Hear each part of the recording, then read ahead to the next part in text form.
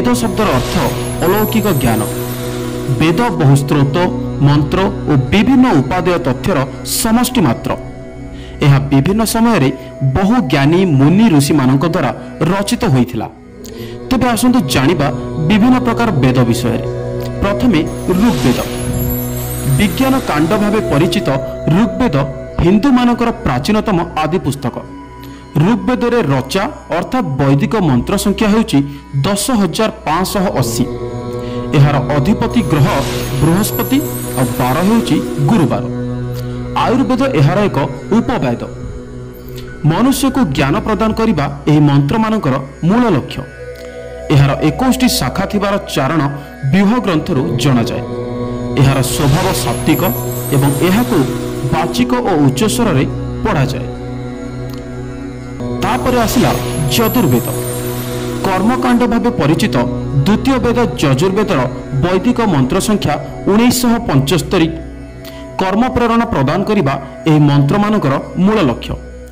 यजुर्वेद रे धर्म संबंधी क्रियाकलाप एवं उपासना आदि रही अछि। धनुर्वेद एहार उपवेद। एहार अधिपति ग्रह शुक्र और 12 शुक्रवार। तापर जानिबा सामवेद। उपासना कांड भावे परिचित सामवेदर मंत्रमान गान करबा हुए। एहार अधिपति ग्रह मंगल एवं 12 हेउची मंगलवार। सामवेद अध्यात्ममुखी। यह मनुष्यर आंतरिक गुणगुड़ी को विकसित करिथाय। गांधर्व वेद सामवेदर उपवेद बा अंग अटे। संपूर्ण सामवेदर मंत्र संख्या हेउची 1875। तापर जानिबा अथर्ववेद। अथर्ववेद 20 कांडरे विभक्त।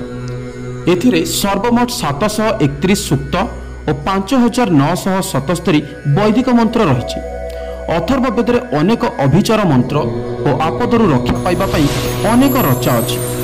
एहार अधिपति ग्रह बुध और 12 हेउची बुधवार। एहार 9टी शाखा 5टी कल्प 26टी कांड और 52टी उपनिषद रही। एहार उपवेद स्थापत्य अर्थवेद अटे। अन्य वेद मानक बहुकाल परे ये वेद प्राप्त होइतिबा अनुमान करा जाए। Bureau report, Republic voice.